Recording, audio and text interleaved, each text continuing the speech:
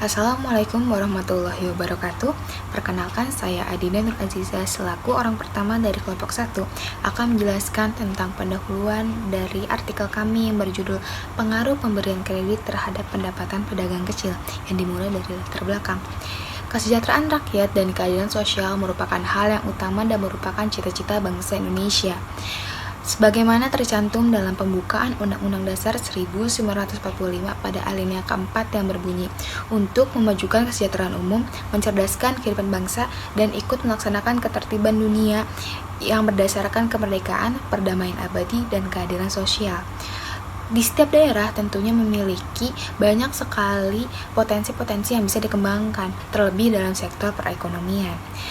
Untuk mengembangkan sektor perekonomian itu sendiri, kita perlu melibatkan banyak pihak, salah satunya adalah pedagang kecil. Bagi pedagang kecil, modal merupakan faktor utama yang menghambat mereka dalam membuka dan mengembangkan bisnis mereka, sehingga mereka lebih memilih untuk menggunakan jasa rentenir. Rentenir ini sendiri biasanya akan meminjamkan sejumlah uang kepada mereka dengan syarat harta benda mereka sebagai jaminannya. Tentu, cara ini akan menyelesaikan masalah, tetapi hanya untuk waktu yang sebentar saja. Mengapa? Karena di masa yang akan datang, para pedagang kecil tersebut akan mengalami kesulitan dalam mengembalikan pinjaman tersebut, terlebih dengan tingkat suku bunga yang tinggi dan juga konsekuensi yang akan mereka terima apabila mereka telat membayarnya. Dan itu juga pasti akan menghambat bisnis mereka nanti. Oleh karena itu, pemerintah memiliki peranan penting dalam membantu para pedagang kecil ini. Salah satunya adalah dengan memberikan pinjaman dalam bentuk kredit. Fenomena ini tentunya menghambat perekonomian kita sehingga bangsa Indonesia itu sulit untuk mencapai tujuannya. Oleh karena itu, kelompok kami akan membahas tentang pengaruh pemberian kredit terhadap pendapatan pedagang kecil. Selanjutnya adalah batasan masalah. Batasan masalah sendiri kami gunakan agar pembahasan yang kami bahas ini tidak melebar. Ada 3 hal yang akan kami bahas. Yang pertama, alasan pemberian kredit. Yang kedua, cara memperoleh pemberian kredit. Dan yang ketiga, dampak positif dan negatif dari pemberian kredit terhadap pendapatan pedagang kecil. Selanjutnya ada rumusan masalah. Kami menggunakan 3 rumusan masalah. Yang pertama itu, apakah alasan pemberian kredit terhadap pendapatan pedagang kecil? Yang kedua, bagaimana cara memperoleh pemberian kredit? Yang ketiga, apakah dampak positif dan negatif dari pemberian kredit terhadap pendapatan pedagang kecil? Selanjutnya, ada tujuan. Adapun tujuan dari penelitian ini, yang pertama, untuk menjelaskan alasan pemberian kredit terhadap pendapatan pedagang kecil. Yang kedua, untuk mengetahui cara memperoleh pemberian kredit. Yang ketiga, untuk mengidentifikasi dampak positif dan negatif dari pemberian kredit terhadap pendapatan pedagang kecil. Selanjutnya, metode penyusunan. Metode penyusunan yang kami gunakan adalah studi literatur, di mana studi literatur ini adalah metode dengan mengumpulkan data-data dari berbagai sumber yang dipercayai. Dan sumber yang kami gunakan adalah internet, yaitu website yang menjelaskan tentang pemberian kredit itu sendiri dan pengaruhnya terhadap pendapatan pedagang kecil. Sekian dari saya. Assalamualaikum warahmatullahi wabarakatuh. Perkenalkan, nama saya Putri Zakia Soliha dari kelompok 1 kelas AK 4303. Kelompok saya mengambil judul Pengaruh Pemberian Kredit Terhadap Pendapatan Pedagang Kecil. Pada presentasi kali ini, saya akan menjelaskan mengenai bagian kajian pustaka. Kajian pustaka ada 6 poin. Yang pertama, pengertian, tujuan, unsur, dan fungsi dari kredit. Yang kedua, ada jenis kredit. Yang ketiga, ada hal yang harus diperhatikan dalam penyaluran kredit. Yang keempat, ada pengertian, ciri, dan kategori usaha kecil. Yang kelima, ada pembinaan dan pengembangan usaha kecil. Dan yang terakhir, yang keenam, ada pengertian dari penghasilan. Pengertian kredit menurut Undang-Undang Nomor 7 Tahun 1997. Kredit merupakan sebagai penyediaan uang atau barang yang berdasarkan persetujuan atau kesepakatan pinjam-meminjam antara bank dengan pihak lain. yang mewajibkan pihak pertama untuk melunasi hutangnya setelah jangka waktu tertentu dengan jumlah bunga, imbalan, atau pembagian hasil dari keuntungan. Yang kedua, ada tujuan dari kredit. Pertama, turut menyukseskan program pemerintah di bidang ekonomi dan pembangunan. Yang kedua, meningkatkan aktivitas perusahaan agar dapat menjalankan fungsinya guna menjamin kelangsungan hidup masyarakat yang terjamin. Yang ketiga, ada memperoleh laba agar kelangsungan hidup perusahaan terjamin dan dapat memperluas perusahaannya. Unsur-unsur dari kredit ada kepercayaan, waktu, degree of risk, dan prestasi. Fungsi dari kredit pertama untuk meningkatkan daya guna uang, yang kedua meningkatkan peredaran lalu lintas dari uang itu sendiri, yang ketiga meningkatkan daya guna dan peredaran barang, yang keempat salah satu alat stabilitas ekonomi, yang kelima meningkatkan kegairahan berusaha, yang keenam meningkatkan pemerataan pendapatan, dan yang terakhir yang ketujuh untuk meningkatkan hubungan internasional. Jenis-jenis kredit terbagi dari 4. Yang pertama, jika dilihat dari sudut tujuannya. Yang kedua, jika dilihat dari jangka waktunya. Yang ketiga, jika dilihat dari sudut jaminannya. Dan yang keempat, jika dilihat dari sudut penggunaannya. Jika dilihat dari sudut tujuannya, terbagi menjadi 3. Yang pertama, ada kredit konsumtif. Kredit konsumtif merupakan kredit yang diberikan dengan tujuan untuk memperoleh atau membeli barang dengan kebutuhan yang lainnya yang bersifat konsumsi. Yang kedua, ada kredit produktif. Kredit produktif merupakan kredit yang diberikan dengan tujuan memperlancar jalannya produksi. Yang ketiga, ada kredit perdagangan. Kredit perdagangan merupakan kredit yang dijadikan sebagai tujuan untuk menjual barang atau membeli barang yang dapat dijual kembali. Jika dilihat dari jangka waktunya, terbagi menjadi 3 lagi. Yang pertama, kredit jangka pendek. Kredit jangka pendek merupakan kredit yang memiliki jangka waktu maksimum 1 tahun. Yang kedua, ada kredit jangka menengah. Kredit jangka menengah merupakan kredit yang memiliki jangka waktu 1-3 tahun. Yang ketiga, ada kredit jangka panjang. Kredit jangka panjang merupakan kredit yang memiliki jangka waktu lebih dari 3 tahun. Jika dari sudut pandang jaminannya, terbagi menjadi 2. Kredit menggunakan jaminan dan kredit yang tidak menggunakan jaminan. Kredit yang dilihat jika dari sudut penggunaannya. Yang pertama, ada kredit eksploitasi. Kredit eksploitasi merupakan kredit yang memiliki jangka waktu pendek yang diberikan dari pihak bank kepada perusahaan untuk membiayai kebutuhan modal kerja perusahaan itu sendiri agar dapat berjalan dengan lancar.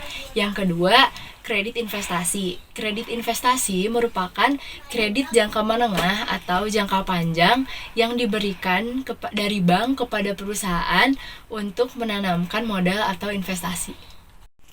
Selain dari jenis-jenis kredit, ada juga hal yang harus diperhatikan dalam penyaluran kredit. Pertama, tujuan pemberian kredit.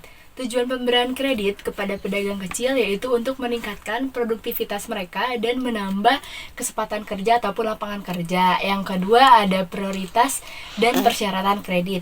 Kredit sebaiknya diprioritaskan kepada sektor yang mempunyai pengaruh besar terhadap produktivitas, kesempatan kerja, serta kenaikan pendapatan masyarakat. Yang ketiga, ada tingkat bunga pinjaman nasabah. Tingkat bunga pinjaman nasabah harus lebih rendah daripada kredit informal para pelepas uang. Meskipun tidak serendah bunga kredit yang diberikan oleh banyak bank pada umumnya. Dan yang keempat, ada macam kredit yang diberikan. Penyaluran kredit disesuaikan dengan keadaan pedagang kecil ini sendiri dan harus bersifat mudah. Misalnya, pemberian kredit berdasarkan jangka waktu harian, mingguan, atau bulanan. Pengertian, ciri, dan kategori usaha kecil. Pengertian dari usaha kecil itu sendiri menurut Undang-Undang Nomor 9 Tahun 1995 tentang usaha kecil. Usaha kecil merupakan kegiatan ekonomi rakyat yang memiliki kekayaan bersih maksimal 200 juta rupiah, tidak termasuk tanah dan bangunan, tempat usaha atau yang memiliki hasil penjualan usaha tahunan yang paling banyak menghasilkan 1 miliar. Kedua, ada ciri-ciri usaha kecil. Ciri-ciri usaha kecil yang pertama, kegiatannya tidak formal dan jarang memiliki rencana usaha. Yang kedua, struktur organisasi yang bersifat sederhana. Yang ketiga, jumlah tenaga kerja yang terbatas dengan pembagian kerja yang longgar. Yang keempat, kebanyakan usaha kecil tersebut tidak melakukan pemisahan antara kekayaan pribadi dan kekayaan perusahaan. Yang kelima, ada sistem akuntansi yang kurang baik. Bahkan terkadang tidak memiliki sistem akuntansi. Yang keenam, ada skala ekonomi. Yang ketujuh, ada kemampuan pemasaran yang cenderung terbatas. Yang kedelapan, ada keuntungan yang sangat tipis. Dan yang terakhir, kesembilan, lemahnya manajerial dari perusahaan itu sendiri. Kategori usaha kecil sendiri ada dua kategori. Yang pertama, kategori usaha kecil atau sektor industri yang merupakan usaha industri yang melibatkan tenaga kerja sebesar 5-9 orang. Yang kedua, ada industri rumah tangga. Industri rumah tangga merupakan industri usaha kecil yang memperkerjakan pekerja kurang dari 5 orang. Poin yang kelima, ada pembinaan dan pengembangan usaha kecil. Ada 3 bagian.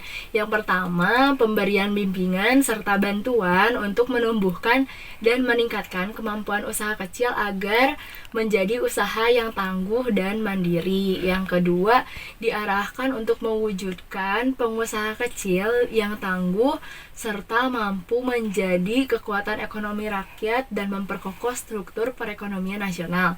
Yang ketiga, terwujudnya struktur dunia usaha nasional yang semakin kokoh dan berimbang dengan menciptakan lapisan-lapisan pengusaha kecil menjadi pengusaha menengah, sehingga lapisan pengusaha menengah semakin besar jumlahnya. Yang terakhir, ada pengertian income atau pendapatan.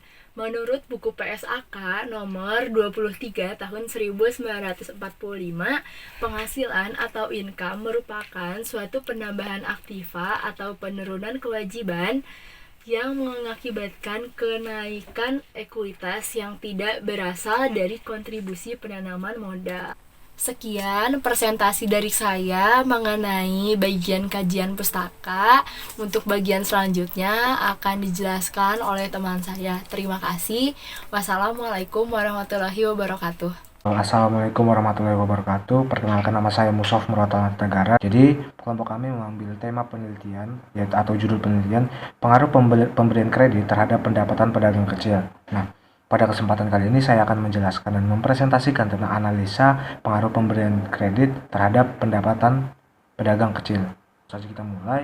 Jadi langsung saja teman-teman masuk ke poin yang pertama, yaitu alasan pemberian kredit terhadap pendapatan pedagang kecil. Nah, di poin ini ada beberapa hal yang perlu kita perhatikan. Ya, nah, kenapa kita perlu memperhatikan ini? Karena ini merupakan alasan mengapa pemberian kredit itu diberikan kepada pedagang pendapatan kecil. Nah, yang pertama itu kita lihat teman-teman, negara kita itu berada di fase negara berkembang yang dimana pasti sedang giat-giatnya untuk melakukan upaya memajukan pertumbuhan segala bidang, yaitu khususnya bidang ekonomi. Nah, untuk memajukan sektor ekonomi ini teman-teman diperlukan melibatkan atau perlu kita kerjasama dari banyak-banyak pihak antara BUMN, swasta maupun pelaku ekonomi berskala kecil maupun lainnya. Nah, namun masalahnya pada saat ini teman-teman itu keterbatasan modal yang dialami oleh pedagang kecil. Padahal pedagang kecil itu memegang peran yang sangat penting teman-teman dalam memajukan pertumbuhan ekonomi di Indonesia. Nah, kalau dibilang alasan pemberian kredit terhadap pendapatan kecil itu tadi teman-teman, Indonesia sedang berada di negara berkembang. Nah, untuk meningkatkan pertumbuhan ekonomi perlu melibatkan beberapa pihak, yaitu BUMN, swasta maupun pelaku ekonomi kecil lainnya. Nah, tapi yang jadi masalah yaitu pedagang kecil kekurangan modal teman-teman, sehingga mereka perlu diberikan pemberian kredit kepada mereka agar menunjang kemajuan ekonomi di Indonesia sendiri.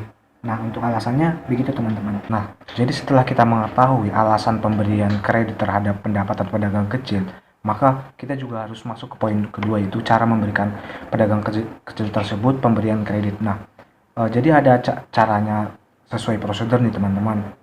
Jadi ada beberapa badan asuransi yang dimana kita di badan asuransi diberikan pemberian kredit yang dimana ada syarat-syarat yang harus kita siapkan. Yang pertama itu ada KTP atau kartu keluarga, NPWP atau SPT, lalu ada rekening 3 bulan terakhir, dan kelengkapan surat usaha. Nah, itu kita siapkan semua teman-teman. Lalu kita juga harus menyiapkan laporan transaksi keuangan. Nah, syarat tambahan untuk itu merupakan syarat tambahan untuk jenis kredit investasi. Terus yang ketiga teman-teman, dokumen rencana investasi itu juga merupakan syarat tambahan untuk jenis kredit investasi. Terus yang terakhir itu ada slip gaji, itu merupakan khusus pegawai teman-teman. Nah, jadi setelah kita mengetahui tadi bagaimana alasan diberikannya pemberian kredit terhadap pendapatan kecil, lalu kita juga sekarang sudah mengetahui bagaimana cara mendapatkan kredit tersebut teman-teman. Begitu. Jadi teman-teman, kita masuk ke poin ketiga. Di balik pemberian kredit tadi pasti ada dampak positif dan dampak negatif. Yang pertama dampak positif. Jadi pemberian kredit ini memiliki beberapa dampak positif, yaitu yang pertama, jadi diharapkan pemberian kredit ini dapat menjadi sebagai tambahan modal bagi pengusaha kecil. Terus yang kedua, untuk meningkatkan atau menambah tingkat pendapatan mereka juga, karena kalau modal bertambah otomatis barang yang diproduksi oleh mereka pun bertambah, sehingga diharapkan pendapatan mereka juga bertambah. Terus yang terakhir, dampak positif yang terakhir yaitu bunga yang dikeluarkan terhadap pinjaman kredit ini juga tidak terlalu besar teman-teman. Terus apa sih dampak negatifnya? Pemberian kredit ini juga mempunyai dampak negatif teman-teman, yaitu yang pertama, pengguna dana kredit yang tidak tepat akan mengakibat kerugian yang sangat besar bagi penerima kredit, karena dalam penggunaan dana kredit ini kita juga harus pintar-pintar menggunakan dana ini sebagaimana apa perlunya. Terus yang kedua dan yang terakhir, ini juga menjadi kita harus menanggung pengembalian dana tersebut teman-teman. Kita sudah rugi, terus kita harus menanggung dana tersebut untuk dikembalikan. Mungkin sekian dari saya, semoga bermanfaat. Terima kasih. Wassalamualaikum warahmatullahi wabarakatuh. Assalamualaikum warahmatullahi wabarakatuh. Perkenalkan, nama saya Muhammad Rafiq Wibowo. Saya di sini akan menjelaskan untuk bagian kesimpulan dan juga saran dari penelitian kelompok kami, yaitu mengenai pengaruh pemberian kredit terhadap pendapatan pedagang kecil. Oke, saya mulai dari bagian kesimpulan. Untuk yang pertama, yaitu perekonomian suatu negara dapat dilihat dari tingkat perekonomian masyarakatnya. Di sini apabila tingkat perekonomian atau tingkat pendapatan masyarakatnya tinggi ataupun rendah, itu akan sangat mempengaruhi dari tingkat perekonomian suatu negara. Untuk selanjutnya, yaitu mudahnya pemberian kredit ke pedagang kecil oleh pemerintah maupun pihak swasta dapat mempermudah usaha pedagang kecil untuk mencapai kesejahteraannya.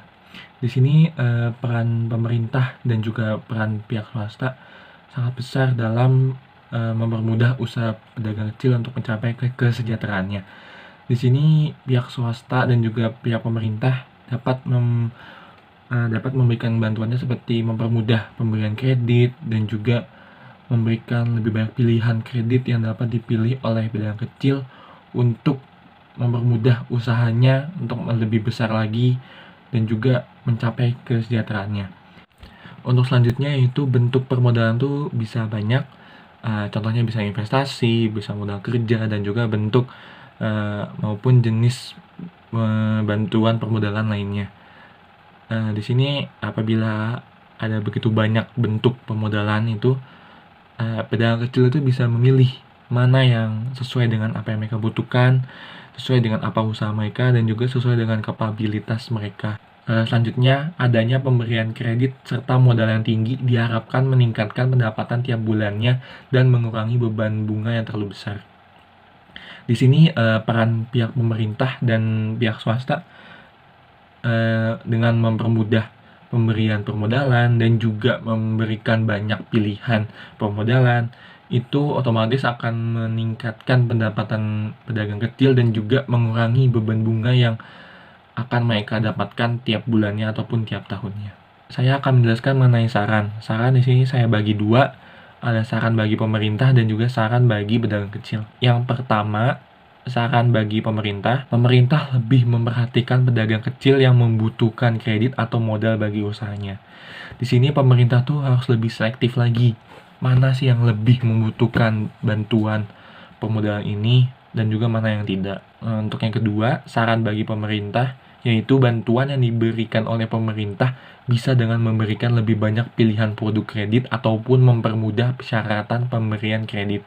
Selanjutnya ada saran bagi pedagang kecil. Saran bagi pedagang kecil yaitu pedagang kecil harus lebih selektif lagi dalam memilih produk kredit. Di sini pedagang kecil itu dituntut untuk lebih selektif lagi produk mana yang akan mereka pilih untuk mengembangkan usahanya dan juga untuk memajukan usahanya. Sekian dari kelompok 1 mengenai pengaruh pemberian kredit terhadap pendapatan pedagang kecil. Terima kasih telah menyaksikan. Wassalamualaikum warahmatullahi wabarakatuh.